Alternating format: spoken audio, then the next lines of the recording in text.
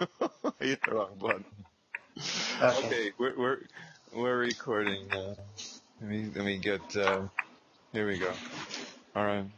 Um, 1, 2, 3, go. Hi, Here I'm we here go. with Terry. Terry, how are you today? I'm great. Thanks for having me, Brian. Oh, you're welcome. We're going to have a great recording today. I'm Brian Gibbons with REI Skills, and Terry is a mortgage loan originator in San Diego. We're going to do some brainstorming sessions, and this is focused toward the seller that can't sell because they don't have any equity in California. So I don't care where you are. I don't care if you're up in Ukiah or you're down in San Diego. We've got some really important information, especially if you bought at the top of the market, like 2006, 7, 8, somewhere in there. And we have another recording coming after this for real estate investors, but this is mostly for sellers. So if you're a home seller in California and you have very little equity, what can you do as far as thinking outside the box with creative ideas? So Terry, let's just make up a situation. Now down in San Diego, and I'm up here in Los Angeles, let's take a big number. Let's say $800,000. And we have a beautiful house, and it's free and clear. Somebody bought it in the 80s, and they paid off their mortgage, and all their, they have all their wealth in this house. What would you start talking to that seller about on seller financing if it was a free and clear house at $800,000 and they wanted to get every single dollar out of that house? Well, I would give them, first of all, I guess I would do I would meet with and get a scenario or a synopsis of what their life is about, what they want, what their needs are. Okay. Are they getting ready to retire, and do they need some income? Do they want to maybe exchange that property into another property? They have a $500,000 exemption with the state. Get an idea of where they're at and an understanding of what their needs are, what their retirement plans are, how old they are, things like that. Mm-hmm. And then I would start formulating some ideas. And along with selling the house and those types of things, I would talk about seller financing because I feel that whether you're an agent or a broker like I am, or maybe an investor that's sitting down with a potential person that I would be buying their house from, you need to know have their needs and their desires and things like that. And I really financing offers an option of that other things don't, and then also the values that you can get from seller financing are up to 10, maybe 15% higher in price than you could potentially by just selling it outright.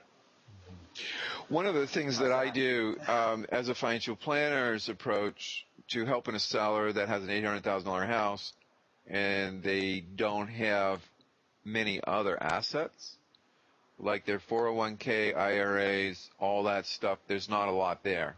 It might be under 100,000, but their whole wealth is in their house. What I try to paint as a picture is, well, your number one asset is your house. So if you sold this house and got rid of the asset, that money would probably go fairly quickly. So why don't we take a look at turning this as your major retirement asset and getting some interest out of it, and also helping a buyer buy this house over time? So a couple of different things will happen. We'll preserve this asset for your retirement, and you'll know the asset. In case you have to take the asset back, you already know it. It's not like you're buying an investment property in New York State or something and you don't know that asset. You know this asset. So that's one of the nice things about seller financing, especially if most of their wealth is in their house, right? That's a really important point, is knowing what you have. And you know what the rents are in the neighborhood. You've lived there. You know your neighbors. You know the desire of the schools. And it's like driving a car before you buy it. Well, you've already driven that car for a long time. It's got a lot of miles on it. And so you're taking that knowledge and it becomes a secure investment. It's not like cashing out and then you have I love financial planners, but some of them have an agenda, and they're going to sell you a mutual fund, and you don't know what that mutual fund is going to do in the future. Well, if you're going to retire and you need that cash flow, and you can't get it in the bank, and you don't want to take the risk of some other vehicle, it's almost a sure thing, except for maybe if you have to take it back, but that's only if you didn't get enough down payment. That you can get a cash flow that what it is because you're creating it yourself, and you know what the taxes are. It's just a win-win for that situation. There's a couple of things that we bring to the table, you and I, because we've been involved with seller financing for you 30 years and me 30 years. I mean, that's a lot of time.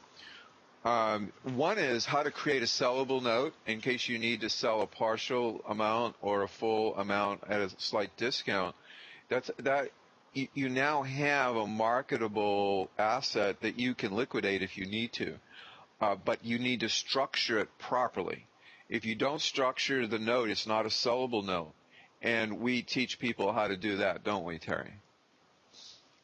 Yeah, so the Dodd-Frank Act that was fully implemented in January of this year, 2014, it created a layer of compliance that in this space with seller financing now, if a seller, they could be exempt from having to follow Dodd-Frank.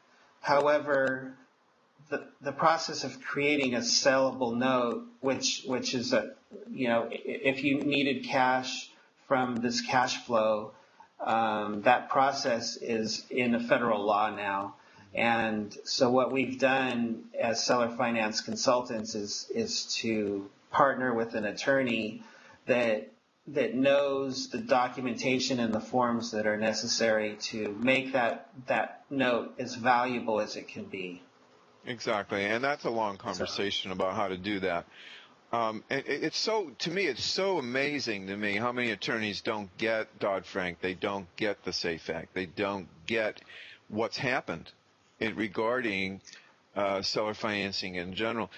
But there's one other point I wanted to make. If you're a seller out there and you have a free and clear asset out there, think about your estate planning a little bit here just for a moment. How would you like to be able to give a cash flow to your kids? Let's say that you're in your 70s or 80s and you've got this free and clear house. You don't want to give them the house, right? But you do want to get them some cash. Right. How would you like to get them some tax-favored cash? Because if you get it structured properly on an installment sale, you'll be able to save a lot of money from the IRS. And that's why we work with CPAs too, don't we, as far as installment sales and seller carryback financing? Yeah, I think financial planning involves a lot of different people, CPAs, tax attorneys. When it comes to real estate, it's, knowledgeable real estate brokers and agents, mortgage loan originators. It's a whole picture of a financial plan for a person, and I don't think any one person has all the answers. But if you find the person that has a group of people that they can pull from, like I don't know everything, and I don't profess to, but I'm willing to say I don't understand or I don't know. Let me go find out. And that's really what a person, an investor, a seller, anybody in real estate really needs to find out for themselves. Well, we need to work as a team, and if you don't have a good CPA, we can help you find a good CPA locally where you live. But if you have a free and clear house, we want you to have a CPA. We want you to have the best attorney that knows Dodd-Frank and S.A.F.E Act. We want you to have the best mortgage loan originator that can create these documents, that in case you do have a problem down the road, you are perfectly taken care of. And you have an asset that's really a wonderful asset that you can give to your kids if you need to through your will or your living trust or your estate plan. So Yeah, we're very, very happy about helping people that have expensive houses, 800,000 to 2 million or whatever, and they want to sell on terms to get all the equity out of their house, and we can help them with that. Let's talk a little bit now. I'm sorry, go ahead. Oh, I'm sorry. I was going to say it's a really excellent financial planning tool for taxes. I believe that that Congress is talking about taking away a 1031 exchange, and I've heard it in the and I've seen some articles on it on the internet. If they do that, then really the only thing left is an installment sale, and seller financing is an installment sale, and that's all there is. So that's I think where we're leading to here on the history repeating itself from the 80s is we're on the cutting edge of it, and we're right at the beginning of it. Well, Congress knows the country's broke, and they're finding ways to make money with 1031 expiration and also all sorts of other things. Yeah, they're looking at trying to get more money into the country any way they can. So we've got to stay on top of this, and there might be some urgency to, if you are going to do this, do it now before the laws change. Let's talk a little bit about, one of the reasons I was reading in the Wall Street Journal, Terry, why there's such a small amount of listings this spring right now. Why in May of 2014, when this recording's going, why aren't more people trying to sell their house? What would you try to comment about that? Because you're an agent, and as well as being a MLO, why aren't there more listings? I think there's several factors, and the economy hasn't come back the way it should be. There was a decline. Recession, and at the same time, I think taxes have been raised. Any appreciation that there could be is being absorbed by local fees and taxes, and water bills, gas and electric bills, energy, and because the local economies, the local cities and counties and states are absorbing potential price increases by their taxes, and government in general is raising taxes, and they can't, and they're doing it through properties and through we vote for school bonds and things like that, and in California it circumvents the Prop 13, and I noticed on one of my bills there's an increase of about, I think, 20% in the property tax bill just from bonds that have been voted on by voters, and most voters don't own property, so they don't care, but they don't understand that in their rents it's going to be increased. So there's that. There's also a lot of people underwater, upside down on their properties still. And that's a huge factor. A third of the country has second trust deeds that have been written off because they've stopped paying their mortgages. And they're just sitting there, but then people can't sell their homes either because that lien hasn't been released from the property. So there's a lot of reasons. Yeah. But, well, I think there was a good Wall Street Journal article a little while ago why there aren't more listings. And you've kind of basically said a few facts about that. One is this house is underwater, meaning they owe more than the house would appraise for. And, a good agent should bring up seller financing for that, shouldn't they? Well, yeah, a good agent could, but a lot of them are short-sighted, and they see, well, you know what, I can't help this person because they're going to have to pay a 6% commission plus closing fees, and maybe they have to fix up their house in order for the seller to sell it, and maybe it needs a roof or it needs something that a loan or a lender would not allow that house to sell until those items are fixed. Right. And seller financing avoids all that. And, Isn't it amazing? you know, yeah, if I was an agent and I had an upside down seller and I said, you know what, Mr. and Mrs. Seller, there's a fee for doing what we're doing, but, I'm willing to carry the commission to the buyer. I mean, or, work some kind out of a deal out to make that happen. And that would allow the sale to take place instead of walking away from it and leaving the seller, in the lurch. Yeah, it's funny. I train I train listing agents to talk to sellers differently. First of all, I give them the book Shift by Gary Keller, and I have them focus on chapter 10, which is creative financing. And it basically talks about 8 to 10 ways that a seller can sell on terms versus for cash, and lease purchase, contract for deed, lease with option, all sorts of different tools, owner financing. And now they get in their head, oh, there's other ways to talk to the seller, especially if they have very little equity. And then I basically teach the agents is, look, there's 3 ways we can solve your problem if you have to leave the house. The first way is if you pay the cost to sell and do the traditional sale with the agent.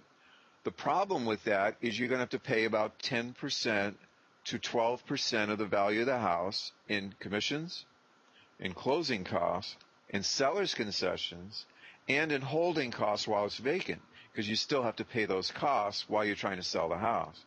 So if you add all that up, your bill is going to be about, on a $500,000 house, 10% is $50,000, 15% is $75,000.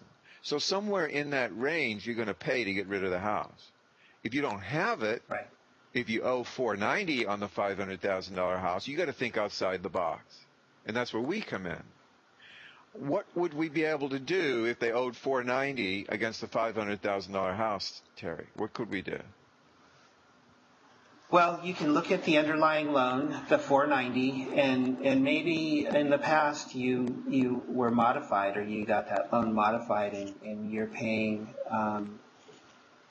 2, 3, 4%, and it's a fully amortizing loan still, instead of maybe before it was an option arm or some kind of a, you have to look at the underlying loan itself. Sure. And you could say, you know what, someone could just take over my loan and pay me, pay the real estate commissions. The real estate agent could carry the commission, and also you're gonna have a much larger buyer pool than the third that qualify for a loan. You've got another 2/3 that maybe they were in a similar situation before and would just love to own a home and don't mind paying more for it because they know what that mortgage payment is, and it's a lower rate than they can get now. And there's no points or fees or origination costs. They can be absorbed by the purchase price. And there's some sellers that may even be able to write what's called a wraparound mortgage and get a spread on the interest rate.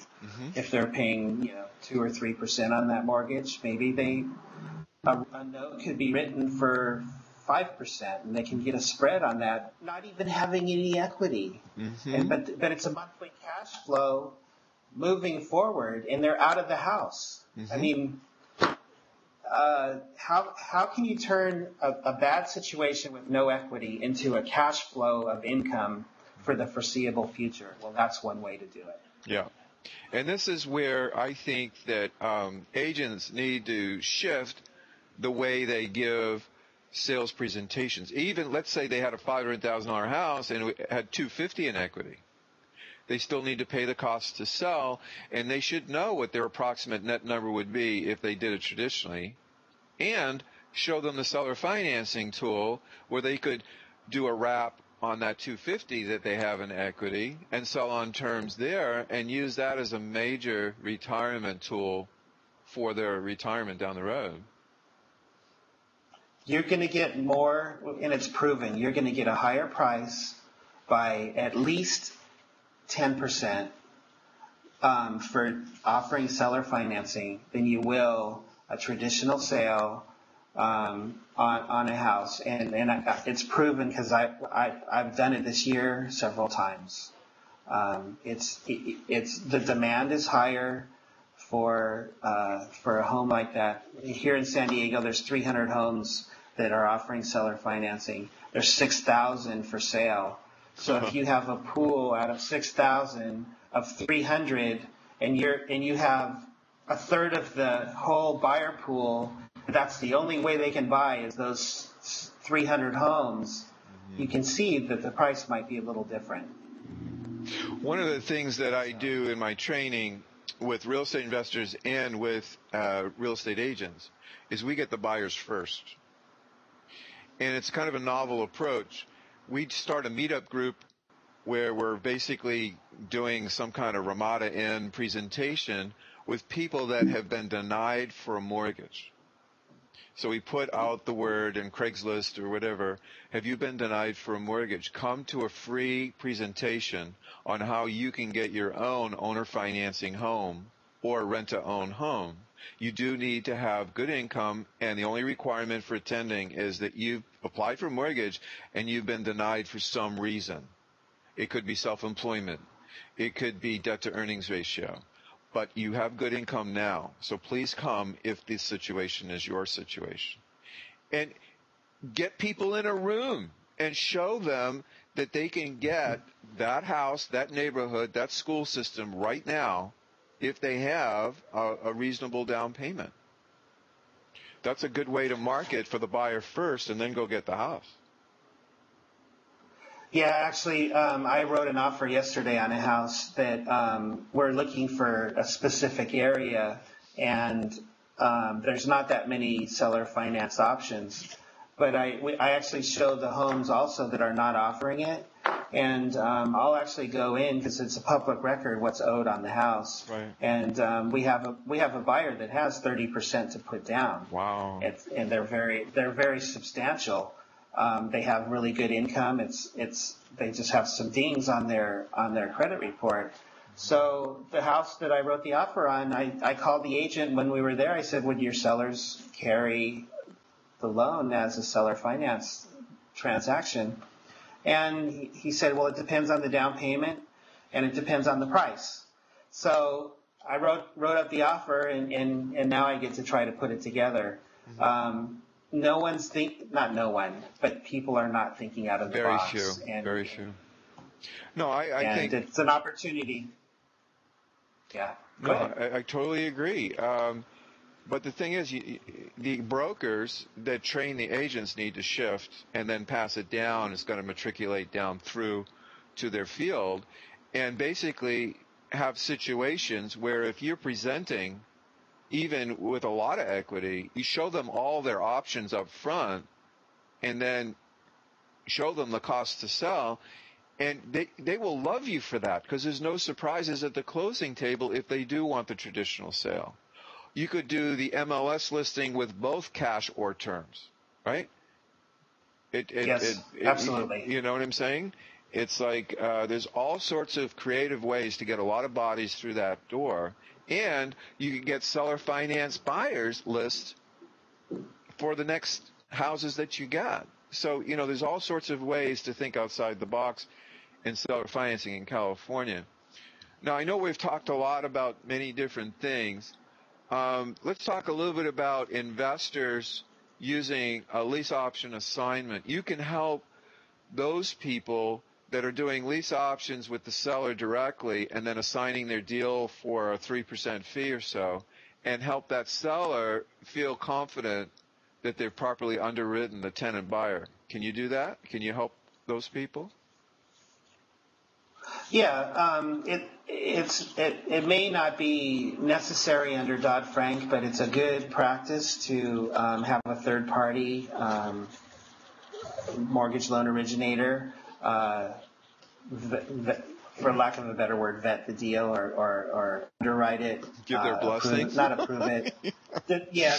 Disclose it. Yep. so that both parties know where they stand. Mm-hmm. And what Dodd-Frank created was basically a third party to take the income, the credit, the collateral, and create a file as if you were a bank, and to pass it on to the seller and say, this is the buyer's financial profile, and here's who will be paying that mortgage, and here's their ratio, which is what a bank figures out, and its ability to pay is in that law, or ATR, ability to repay. And so you're taking information as a professional and passing it on to the seller, who may not understand all the details, but it's creating a file and disclosure for both people. And so in the case of a lease purchase or a lease option, that's doing the same thing. I think it's a very good practice to have. Well, it's a small amount of money to pay an insurance policy, to have a RMLO like yourself, or an MLO. I always use RMLO, which is Registered Mortgage Loan Originator, but it means that you've been blessed by the appropriate people, that you know what you're doing as far as seller financing. And it's a cheap insurance policy that in case the seller has a problem with that seller finance buyer down the road, let's say that buyer, tenant buyer, he just signed a lease and a pure option. That's it. There's no financing. There's no rent credits. There's nothing. It's just a pure option. But they listen to this attorney. And this attorney says, hey, you got some kind of seller carry deal? Did you do that? Are you living in the house? Are you owner occupant? Are you trying to buy the house on terms? You come see me. I might be able to give you 36 months payments, plus court costs, plus attorney's fees, plus down payment. I'll get that all back to you. I'll only take a third. That's going to happen, right, isn't it, Terry?